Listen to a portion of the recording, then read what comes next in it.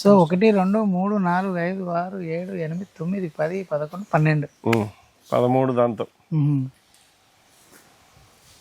అంటే ఇవేంటి సార్ ఇవి మెటరైజం లాక్ ఇది ఆయన మనకేంటంటే యాసిడ్కి కొంచెం యాసిడ్ కంటెంట్ కోసం వస్తుంది. పెరుగు వేసేసి బెల్లం వేసేసి మనం ఇది 7Q మెథడ్లో ఎక్కువ యూజ్ చేస్తారు ఇది కదా.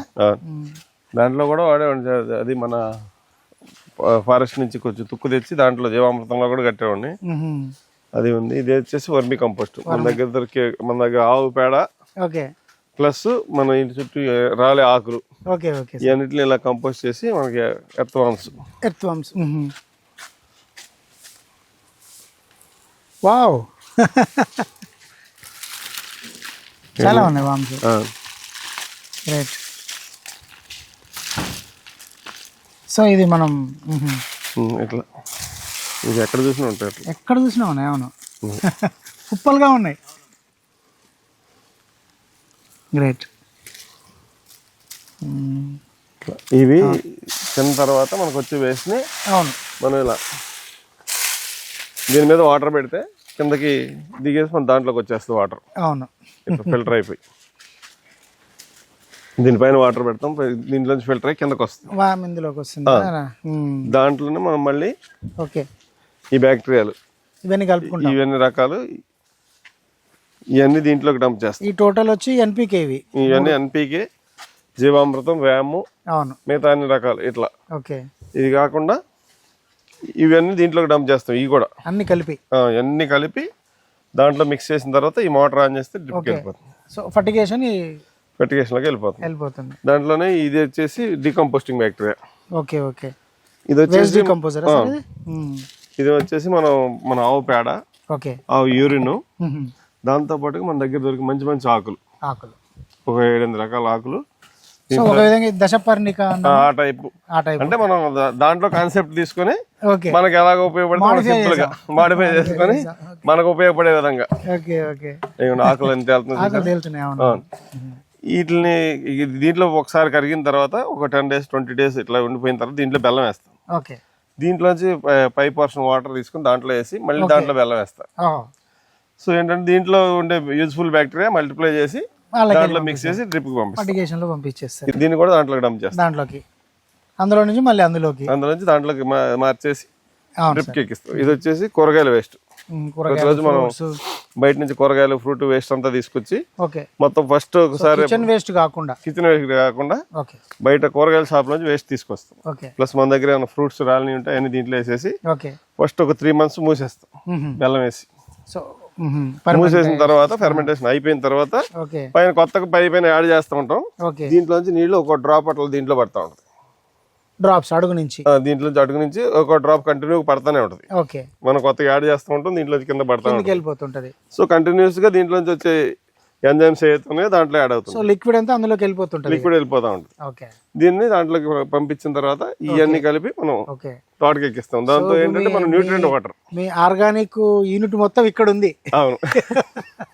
సో ఇదే ప్రాక్టీస్ ఇక్కడ కూడా. ఇది కూడా ఏంటంటే మనం దీంట్లో ఈ బ్లాక్ సోల్జర్స్ పురుగులు తయారవుతాయి. BSF larva. ఓకే ఓకే చూసారా? అవును.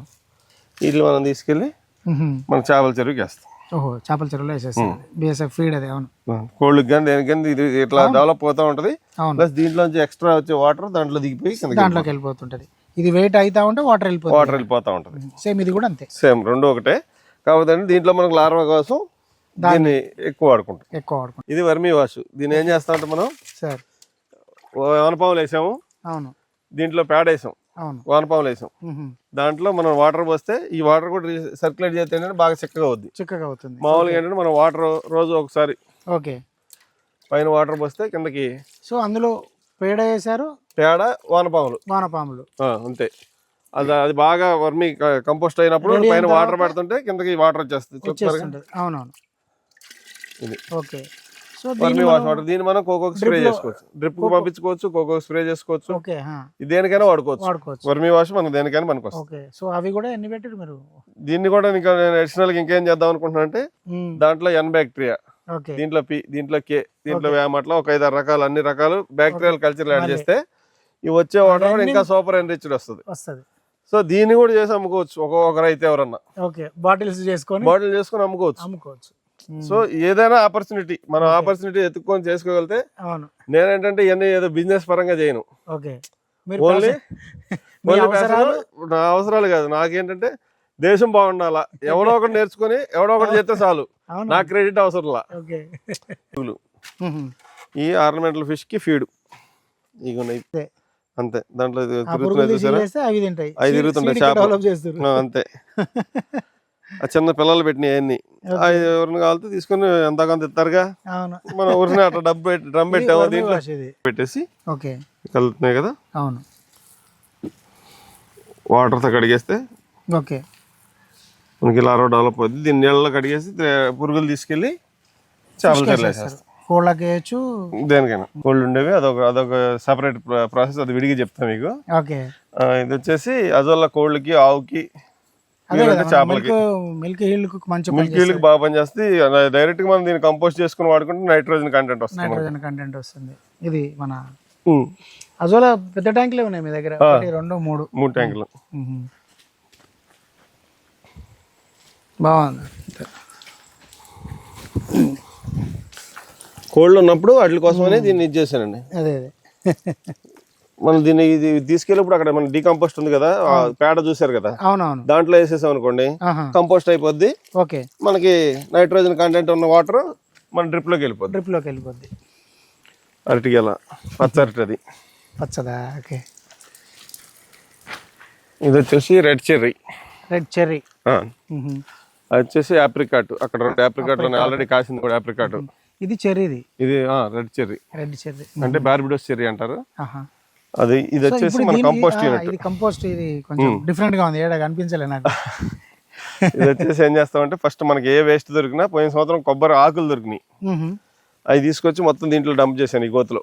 ఓకే, లోతు ఉంటుంది, 10 feet పైన ఉంటుంది. 10 feet పైన ఉంటుంది. ఇట్లా ఈ పొడుగు, ఓకే, అంటే ఆల్మోస్ట్ 60 feet పొడుగు. అవును, ఇట్లా వెడల్పు కూడా ఒక 10-12 feet అట్లా ఉంటుంది. ఓకే, లోతు ఒక 10 feet. అవును, ఇట్లా పొడుగు. దీంట్లో ఏం చేస్తాం అంటే మనం ఏ వేస్ట్ దొరికినా అగ్రికల్చర్ వేస్ట్ అంతా తీసుకొచ్చి డంప్ చేస్తాం. ఓకే, డంప్ చేసేసి అది 3 బ్యాక్టీరియాలు ఉన్నాయి డీకంపోస్ట్. అవును, కొబ్బరి వేస్ట్ కొలటానికి టైప్ ఏ, టైప్ బి 2 రకాలు.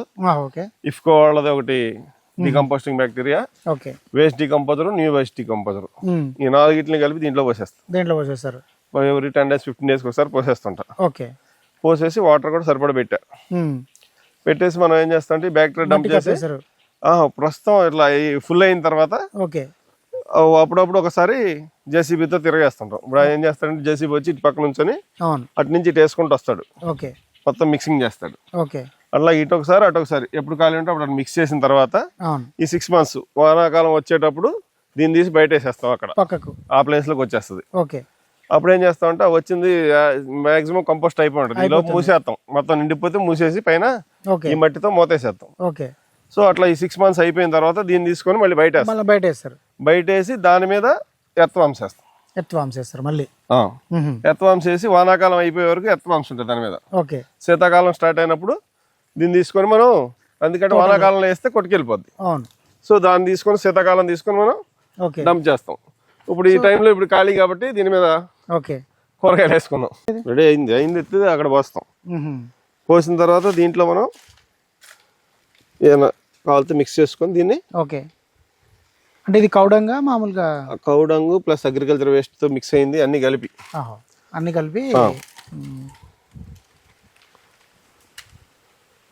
సో పెద్ద బెడ్డే ఉంది ఇది.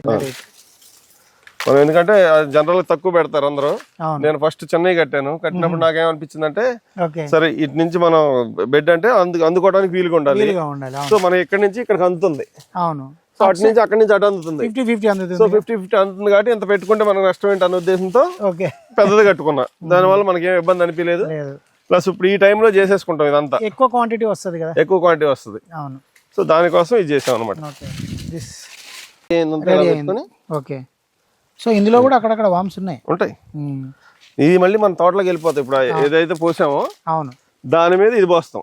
దాంట్లో కంపోస్ట్ లో కొంత ఆర్గానిక్ మ్యాటర్ ఉంటుంది, ఇంకా దాన్ని ఇవి తిని మళ్ళీ కంపోస్ట్ చేస్తుంటే చెట్టుకి కంటిన్యూస్ గా న్యూట్రియంట్స్ అందుతాయి. సో దీని మీద మీరు వర్మీ పోస్తారు. దీని మీద మళ్ళీ అది ఆల్రెడీ అయిపోయింది, ఇది కంపోస్ట్ అయిపోయింది. అయిపోయింది, ఓకే. కంపోస్ట్ అయి పోసేసిన తర్వాత మిగిలింది కొంచెం ఎక్కడ తక్కువ మేత వేసిన తర్వాత ఇప్పుడు అది కడిగి తీసుకొచ్చి చేపలకి వేస్తాం. వెళ్ళేటప్పుడు మళ్ళీ దీంట్లో బిఎస్ఎఫ్ ఉంది, బిఎస్ఎఫ్ ఉంది దీంట్లో. ఓకే.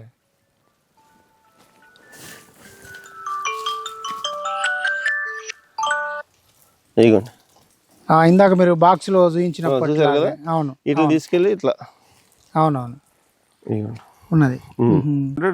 డబ్బాలో వేసేసాం అనుకోండి, అది వేస్ట్ అంతా తినేసి కొంచెం రెడీగా ఉంటాయి. ఇట్లా